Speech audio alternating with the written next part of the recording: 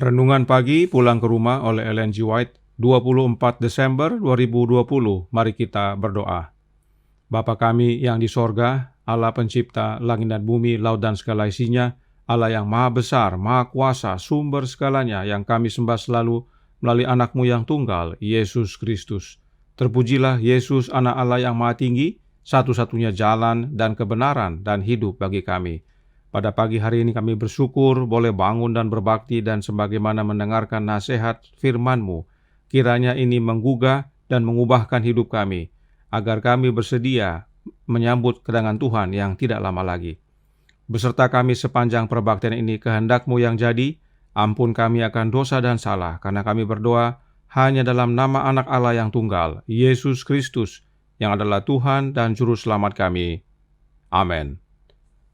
Renungan hari ini akan dibacakan oleh Opung Dinar Malau. Silahkan, Opung. Selamat pagi, saudaraku.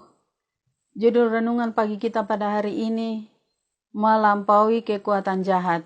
Ayatnya terdapat di 1 Korintus 2 ayat 9. Apa yang tidak pernah dilihat oleh mata dan tidak pernah didengar oleh telinga dan yang tidak pernah timbul di dalam hati manusia, semua yang disediakan Allah untuk mereka yang mengasihi Dia. Surga adalah sebuah sekolah, bidang studinya alam semesta, gurunya yang tak berkesudahan harinya. Cabang sekolah ini telah didirikan di Taman Eden, dan setelah rencana penebusan diselesaikan, pendidikan akan diadakan kembali di Taman Eden. Di antara sekolah pertama yang didirikan di Taman Eden dan sekolah sesudah ini terletak seluruh kompas sejarah dunia ini. Sejarah pelanggaran dan penderitaan manusia, tentang pengorbanan ilahi, dan tentang kemenangan atas kematian dan dosa. Tidak semua keadaan sekolah pertama di Eden itu terdapat pada sekolah yang akan datang itu. Tidak ada pohon pengetahuan baik dan jahat akan memberikan kesempatan untuk pencobaan. Tidak ada lagi si penggoda di sana. Tidak ada lagi kemungkinan untuk berbuat salah. Setiap tabiat telah bertahan melawan ujian kejahatan dan tidak ada lagi yang mudah dipengaruhi kuasanya. Barang siapa menang, dia akan kuberi makan dari pohon kehidupan yang ada di Taman Firdaus Allah. Wahyu 2 ayat 7. Pemberian pohon kehidupan di Taman Eden adalah bersyarat dan pohon itu akhirnya ditarik. Tetapi anugerah hidup yang akan datang adalah mutlak dan abadi. Di sana nanti, apabila kabut yang menelubungi pemandangan kita telah disisihkan, mata kita akan melihat keindahan dunia yang sekarang kita menangkapnya hanya sekilas melalui mikroskop. Bila mana kita melihat kemuliaan langit yang sekarang dapat diamati dari jauh dengan teleskop. Bila mana kutuk dosa dihilangkan, maka seluruh bumi akan kelihatan di dalam keindahan Tuhan Allah kita. Betapa satu bidang studi terbuka untuk kita pelajari. Di sana pelajar ilmu pengetahuan dapat membaca catatan-catatan penciptaan dan tidak menemukan catatan-catatan yang mengingatkan kepada hukum kejahatan. Dia boleh mendengarkan suara musik alam dan tidak menemukan catatan ratapan atau rintihan duka cita. Di dalam semua benda-benda ciptaan, ia dapat menemukan satu tulisan tangan dan alam semesta yang luas memandang nama Allah tertulis besar. Dan tidak ada lagi tanda sisa dosa atau kejahatan di bumi atau di laut atau di langit. Tidak ada yang akan berbuat jahat atau yang berlaku busuk di segenap gunungku yang kudus. Firman Tuhan. Yesaya 65 ayat 25. Di sana manusia akan dipulihkan kepada martabat kerajaannya yang hilang. Dan golongan makhluk-makhluk yang lebih rendah kembali akan mengetahui kekuasaannya. Yang ganas menjadi lemah lembut dan pemalu menjadi penuh percaya diri. Seri Membina Keluarga Jilid 3 halaman 279 sampai 282. Terima kasih. Terima kasih atas penata layanan Opung Dinar. Tuhan Yesus memberkati. Selamat pagi, saudaraku dalam Tuhan. Di dunia baru nanti, tidak ada lagi pohon pengetahuan yang baik dan jahat. Tidak ada lagi setan si penggoda di sana. Inilah makna melampaui kekuatan si jahat. Sebab semua yang tinggal di dunia baru nantinya tidak ada lagi yang mudah dipengaruhi oleh kuasa si jahat. Karakter dari mereka yang selamat sudah terbukti bertahan melawan kejahatan. Sebab hanya karakterlah yang kita bawa kepada kehidupan di dunia baru nanti. Itu sebabnya perlu diuji. Bagaimana supaya tahan uji?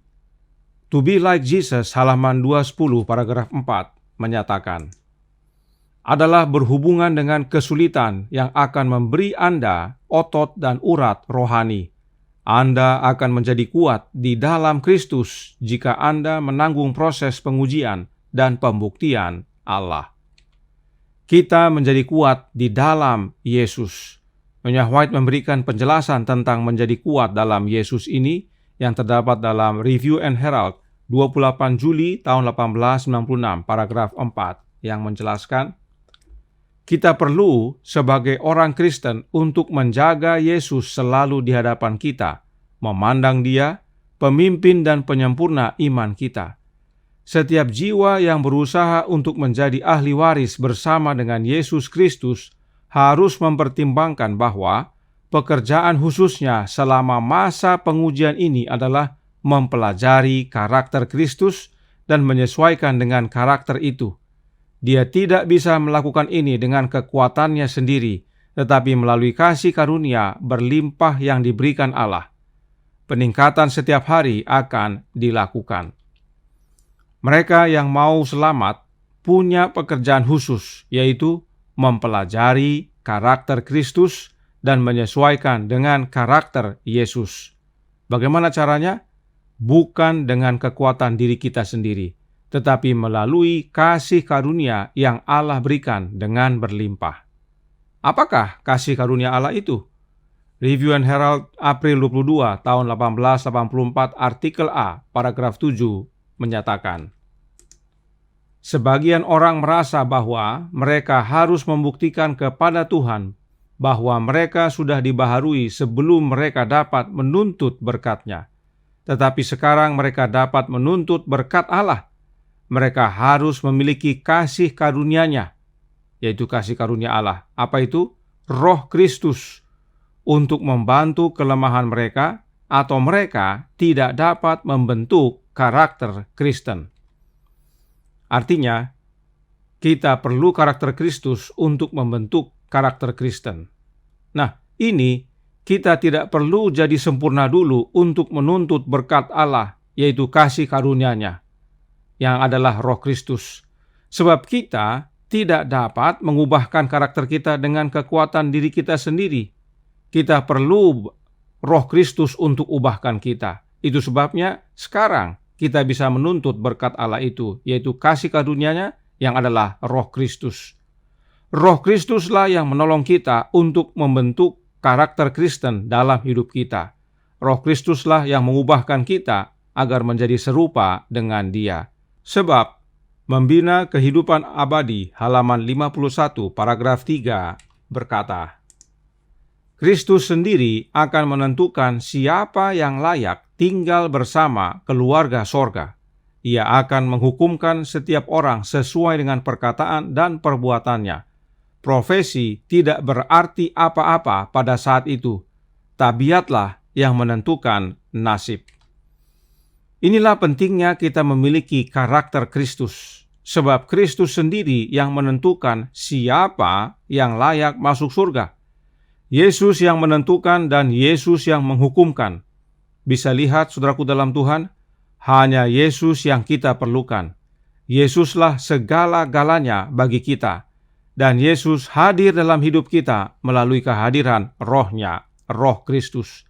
Dan perhatikan, bukan profesi yang selamatkan kita, tetapi karakter yang menentukan, yaitu karakter Kristus.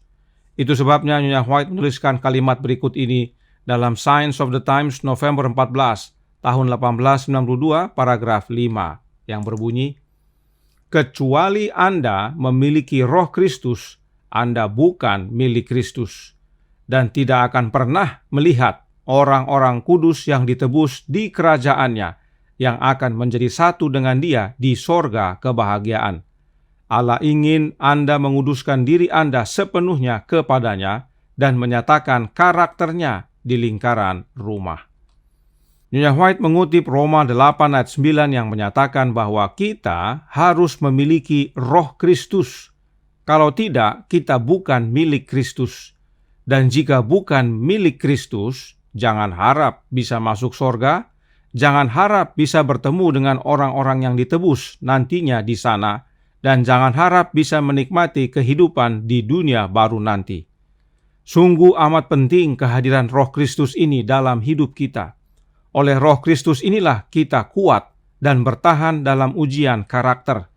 Dan mereka yang menang inilah yang akan menikmati pendidikan sorga, yang mana gurunya adalah Yesus Kristus itu sendiri.